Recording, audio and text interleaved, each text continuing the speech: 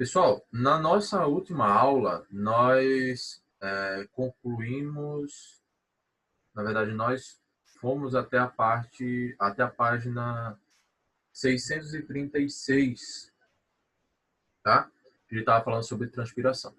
Qual é o tema aqui do nosso material até então? A gente está falando sobre fisiologia vegetal, né? Então, a gente está falando, iniciando a conversa de fisiologia vegetal. Deixa eu só olhar uma coisinha aqui. O que eu tinha colocado aqui para hoje? Primeiro ano, dia 10/11, fisiologia vegetal, beleza, a gente está adiantado. Muito bem. Então, como eu estava falando, nós iniciamos aqui a conversa em fisiologia vegetal, falamos sobre as principais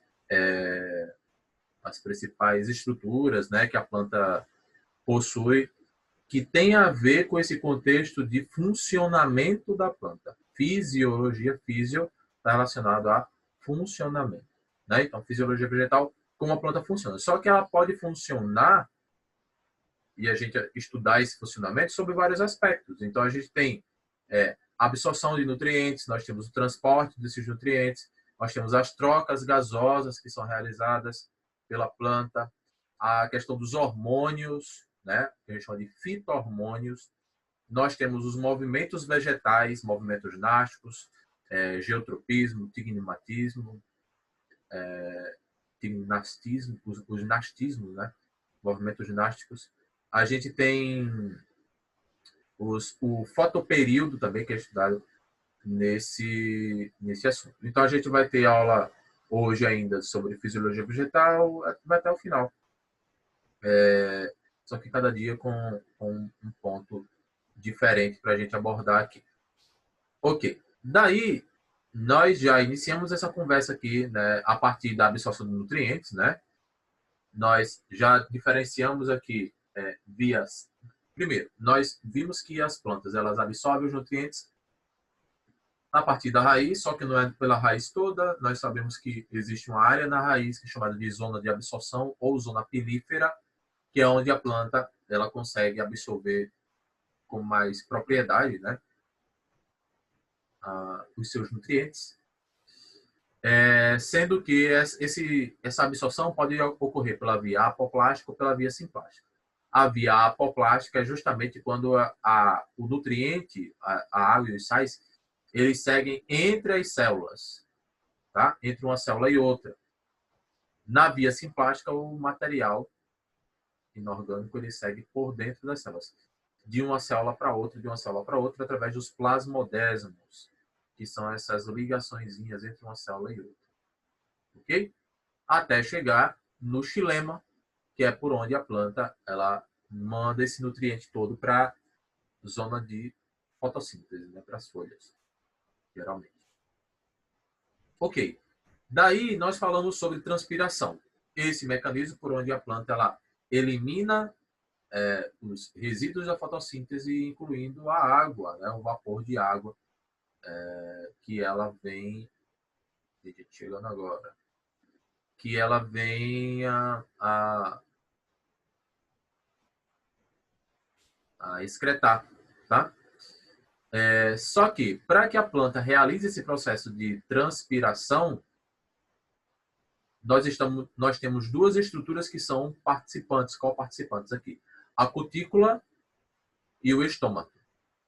Então, essa transpiração cuticular é esse processo de perda de água a partir da cutícula, que é essa membrana, vamos dizer assim, essa camada de cera ou de gordura que a planta vai ter sobre a epiderme.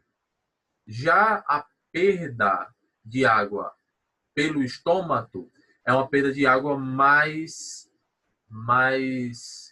equilibrada, né? Mais organizada, porque o estômago é uma estrutura bem desenvolvida, vamos dizer assim. O estômago ele é formado principalmente por duas células, que a gente chama de células guarda. Aí tem as células secundárias, né, que são células da epiderme que estão ao redor. E tem o ostíolo, que é a abertura entre as duas células guarda. E isso daqui É o estômago. Então, quando o estômago, quando a planta ela está absorvendo bastante água pelas raízes, essa água chega até as folhas e se acumula nos vacúolos do estômago. Ao se acumular, o estômago ele fica assim, ele fica túrgido e o ostíolo fica fechado.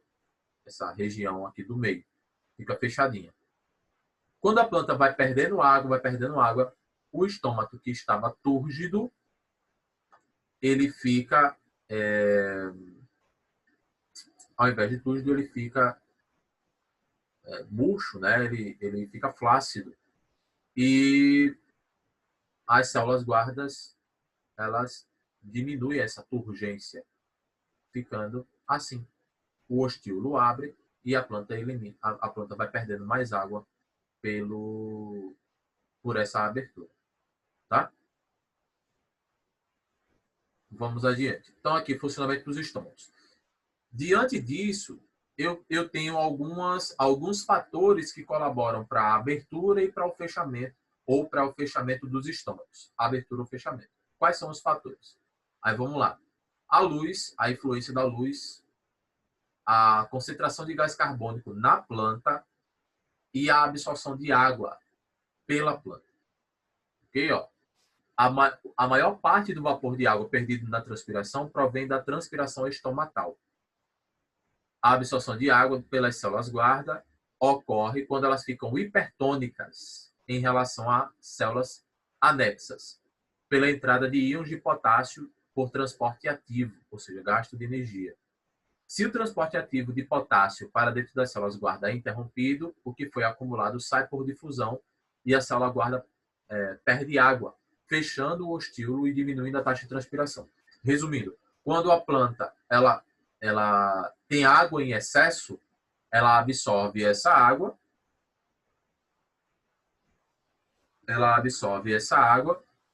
e já chegando agora, ela absorve essa água e as células guarda, que são essas células aqui, ó, elas absorvem a água. Nisso de absorver água, elas ficam túrgidas, elas ficam nesse formato aqui, formato de grãozinho de feijão, né? O ostíolo fica aberto, o estômago está aberto. O estômago vai fechar quando a planta ela perder água. Esse processo de perder água também permite que ela tenha essa eliminação de água, ela permite que o estômago ele seja fechado, tá? A célula guarda ela fica mais flácida e o estômago fecha. Então, os fatores que estimulam a entrada e saída de potássio são a luz, concentração de gás carbônico e o grau de hidratação da planta. Todos esses fatores são, portanto, responsáveis pela abertura e fechamento dos ostíolos dos estômagos. Primeiro, influência da luz. Os estômagos geralmente abrem durante o dia e fecham durante a noite. Geralmente é assim. Aí é o que eu falei. A luz ela vai estimular o transporte de íons de potássio para dentro das células guarda, bem como permite a produção de glicose por elas. Deixa eu resumir aqui. O que é que vai acontecer? Durante o dia, o estômago vai estar aberto. Beleza. Só que ele vai perdendo água, perdendo água, perdendo água. Nisso que ele vai perdendo água, ele vai fechando. Quando chega no início da noite, provavelmente, o estômago está fechado. Então, ele passa, aquele período da noite ali, ele vai estar fechado, vai estar fechado. Quando for no começo do dia, ele vai estar tão túrgido, vai estar assim, tão cheio de água, que ele vai estar aberto. O ostíolo, né? Vê que a quantidade de água a diferença. Então, ele vai estar aberto. Beleza. E ele vai perdendo essa água durante o dia porque ela vai evapotranspirando. Ele vai perdendo essa água. A planta vai perdendo essa água. Então, esse mecanismo, ele é controlado, um dos fatores que controla assim, mais diretamente esse mecanismo de abrir e fechar os estômagos é justamente a influência da luz. Tá? Se não tiver luz, então você vai ter o estômago, provavelmente o estômago ele vai ficar fechado. Tá? Porque não tem, porque a plantinha não tem como ela evapotranspirar, ela não vai estar perdendo água. Ok? O gás carbônico é o segundo fator que a gente pode colocar aqui. Durante o dia, a planta faz fotossíntese e consome gás carbônico, fazendo sua concentração dentro da folha diminuir. Isso estimula o transporte ativo de potássio para que o estômago abra. Durante a noite, a concentração de gás carbônico dentro da folha aumenta, pois ele não é consumido e a respiração, porque ela não está fazendo a fotossíntese da fase clara, né? O gás carbônico não é consumido e a respiração continua a liberá-lo normalmente. A planta faz respiração celular. Nesse processo de fazer respiração celular, o carbono, o gás carbônico, ele vai se acumulando na planta. O acúmulo de gás carbônico provoca a saída de potássio e de água das células guarda e o fechamento do estômago. A água também é um dos fatores que colabora para a abertura e fechamento de estômagos, porque quanto mais água a planta tenha, né, se ela necessita realmente de água, ela vai absorvendo para poder fazer fotossíntese. Então, ó, quando as plantas perdem muito vapor de água pela transpiração e sofrem estresse hídrico, ocorre a secreção do hormônio ácido abscíssico, que inibe o transporte ativo do potássio e provoca o fechamento do estômago durante o dia. Nesse caso, a única perda de vapor de água que ocorre é pela cutícula, né? Porque o estômago está fechado. Tá? Se a planta está num ambiente seco, se ela está num ambiente de difícil acesso à água, né? Está num momento de difícil acesso à água, geralmente os estômatos eles são fechados. Tem planta que, inclusive, ela vira as folhas para baixo para não perder tanta água, tá? Através dos estômatos. É um mecanismo também de adaptação à seca, né? As plantas xerófitas, elas têm esse tipo de mecanismo.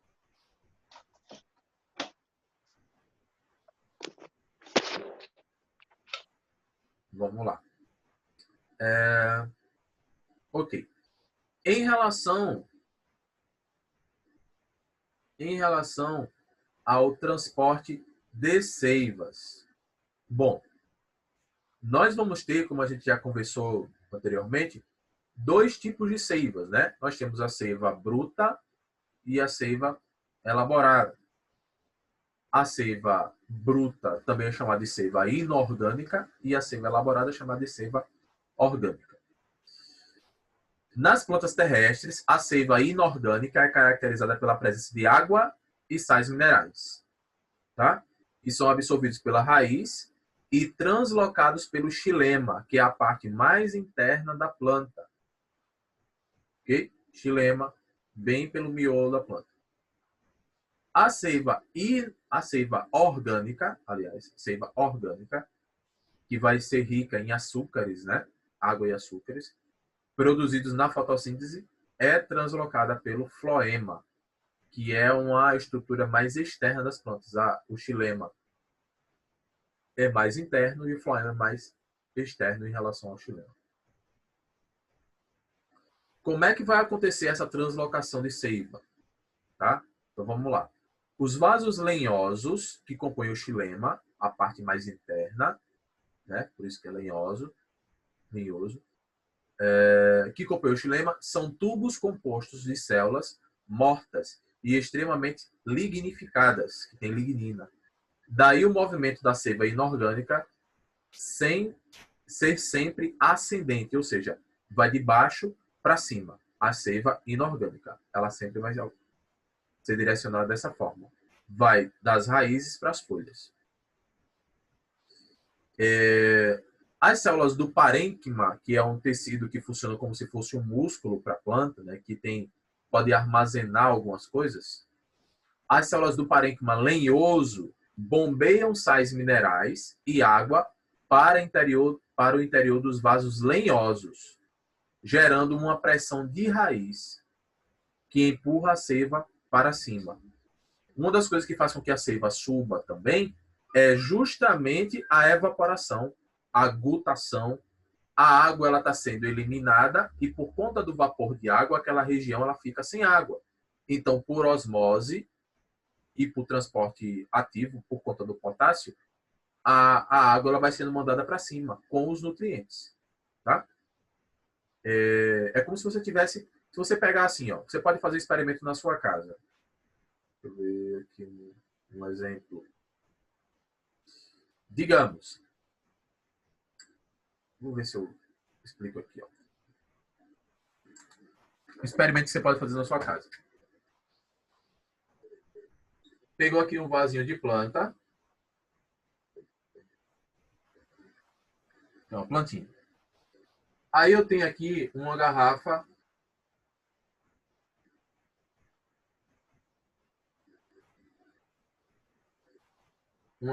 PET, tá? Que eu coloquei água com a tampa, bonitinha. E eu coloquei água assim, ó. Deixei aqui. Tem água. Só que eu fiz um furo aqui, ó.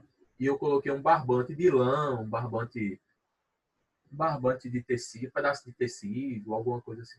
Mas é um barbantezinho de lã.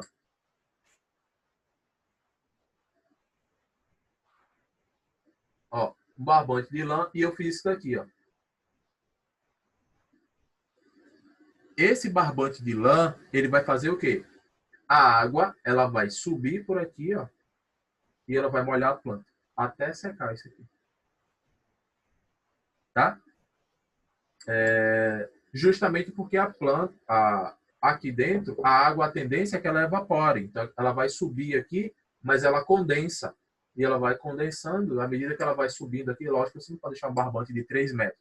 Tem que ser um barbante pequeno, 20 centímetros, 30 centímetros.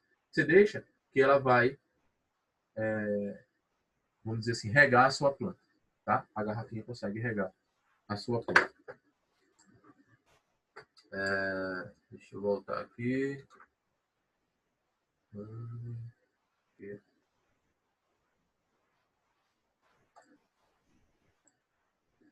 Ok. Então, esse movimento ele sempre vai ser ascendente, ou seja, de baixo para cima, das raízes para as folhas. Ok. Ó, as células do parênquima lenhoso bombeiam sais minerais e água para o interior dos vasos lenhosos, gerando a pressão da raiz, que vai empurrar a seiva para cima, sempre vai empurrar para cima. Porque eu tenho mais água fora da planta, isso acontece sempre nessa condição. Se eu tiver mais água fora do que dentro. Se eu tiver no momento que não tem água, você vai observar que a planta na parte de cima ela já vai ficando mais flácida, tá? Porque a quantidade de água não é suficiente para gerar uma pressão de raiz para empurrar essa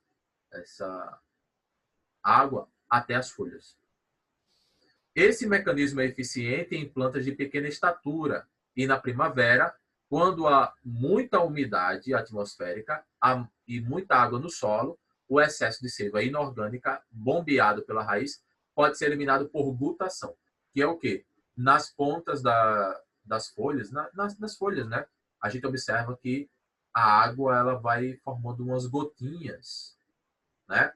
Esse fenômeno é chamado de gutação, que gera o orvalho. O orvalho ele é o somatório de duas coisas, da gutação e da água que condensa normalmente, né? O vapor de água que se condensa nas folhas.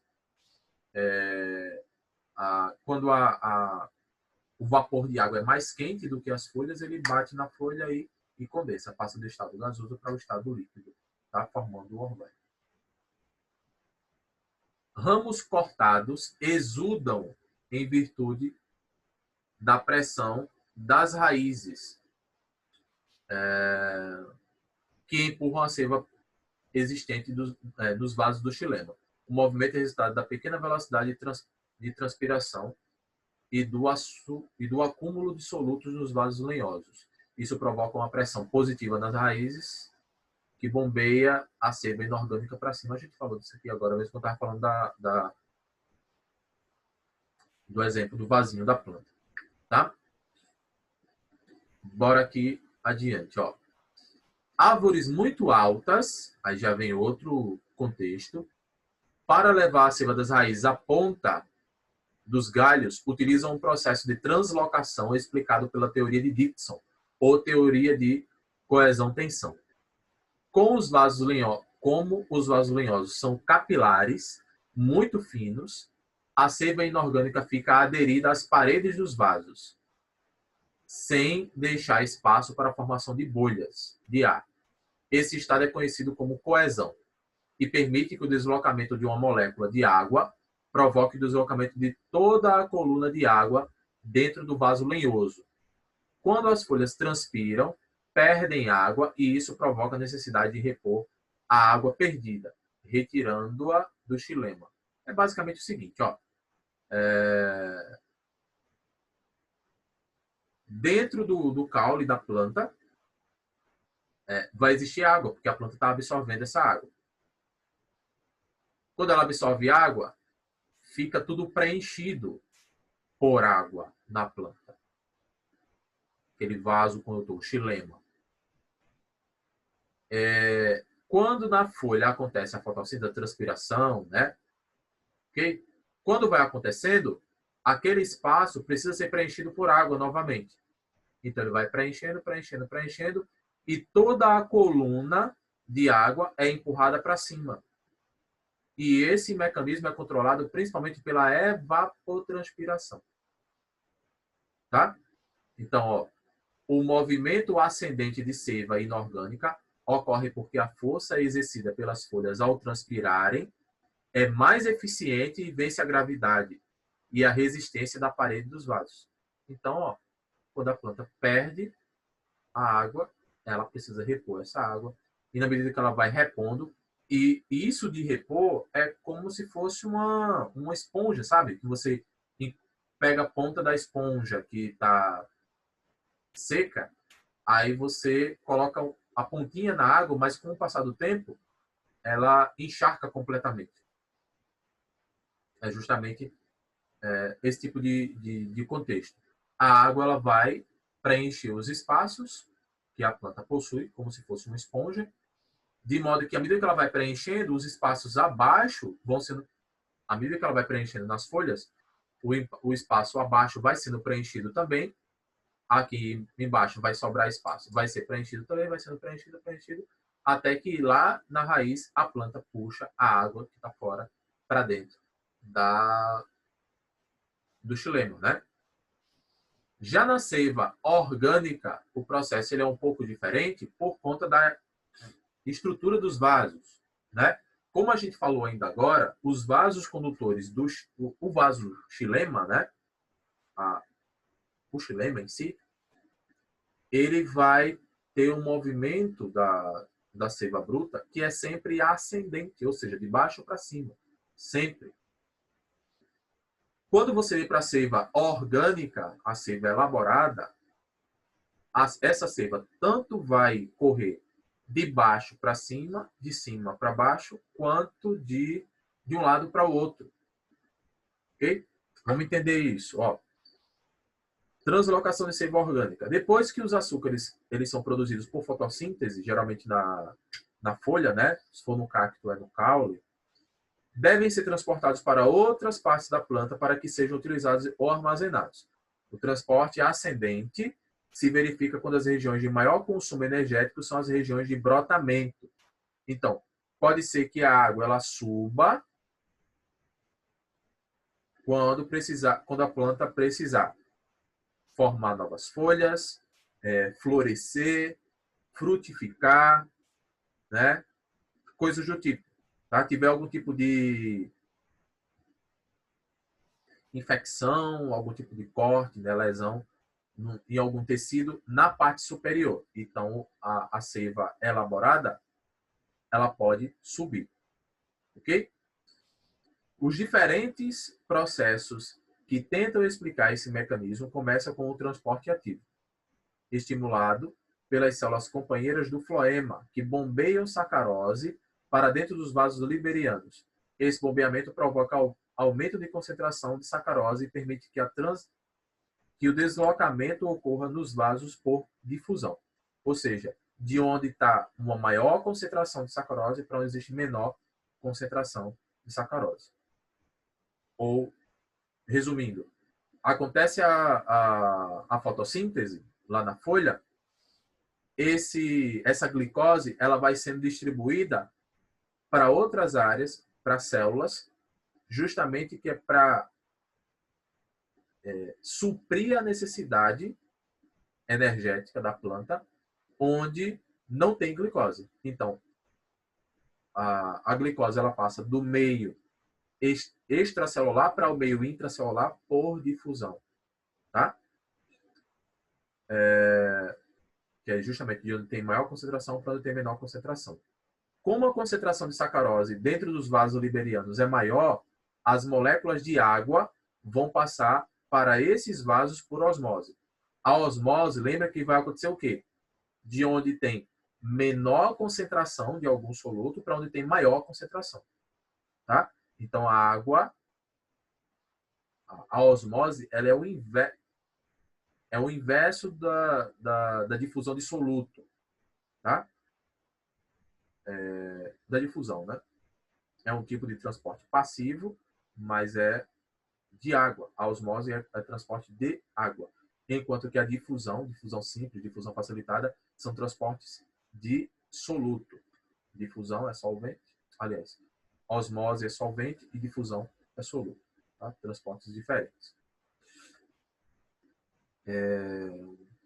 Aumentando a quantidade de água nos tubos, a pressão dentro deles também será maior do que em locais mais distantes, provocando o fluxo de seiva orgânica para essas direções. Ou seja, quando a planta ela tem mais açúcar entrando na célula, a água também entra na célula.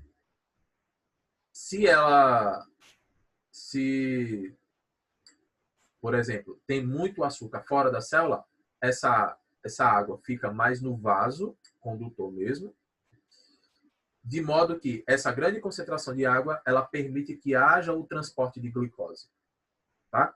Justamente porque você tem uma concentração grande, não é legal utilizar a concentração, principalmente porque você tem uma quantidade grande de água fora das células. Esse processo vai ser chamado fluxo de massa, foi demonstrado pela hipótese de Muntz. Quando é retirado da planta um anel da parte interna da casca, o floema é retirado junto, interrompendo a passagem da seiva orgânica e matando as células da raiz. Aí vamos aqui pegar aqui a ideia.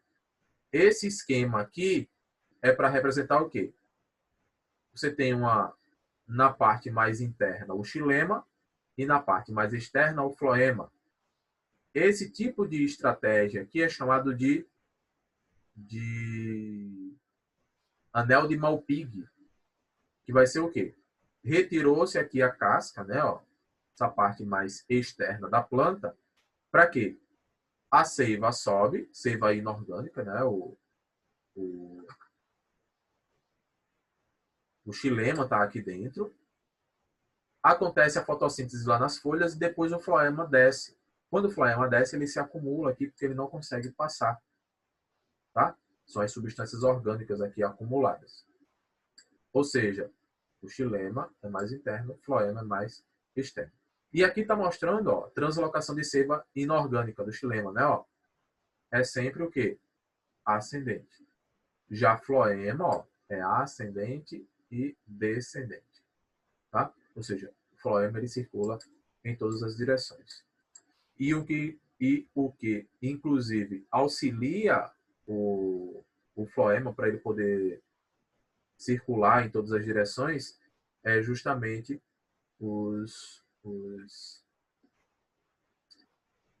alguns anéis que as células vão ter, né? Os plasmodesmos vão auxiliar. Ok. Tá. Só para fechar aqui, ó.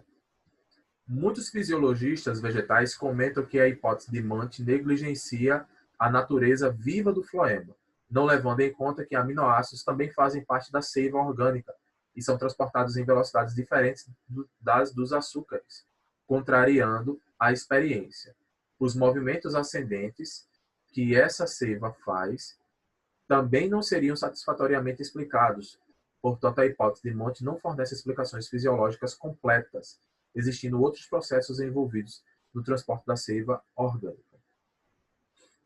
Bora aqui para a gente responder. Dá para a gente responder essa. Vamos lá. Ó. Tem assim, ó, caminho inverso. Estudo indica que árvores da Serra da Mantiqueira captam água pelas folhas e as transportam para o solo. Negócio inverso aqui, né? Ó. Em uma expedição no início de maio da Serra da Mantiqueira, o biólogo Paulo Bittencourt parou diante de um córrego de água fria e cristalina, no estrado de terra entre fazendas de criação de ovelhas próximas ao Parque Estadual do Campo do Jordão. Pode beber que não tem como estar poluída, essa água vem lá de cima, disse apontando para o local onde nasce o riacho, a cerca de 2.000 metros de altitude, em um morro coberto por uma mata de árvores baixas com folhas pequenas. São riachos, assim que descem a serra para alimentar e manter estáveis os rios maiores lá embaixo, explicou. Paulo faz mestrado na Universidade Estadual de Campinas, no Unicamp, sob a orientação do ecólogo Rafael Oliveira, que trabalha para quantificar a contribuição desse tipo pouco conhecido de Mata Atlântica para o abastecimento de água do Vale do Paraíba. Há uma importante relação entre as matas e as nascentes da Serra da Mantiqueira, afirma Oliveira.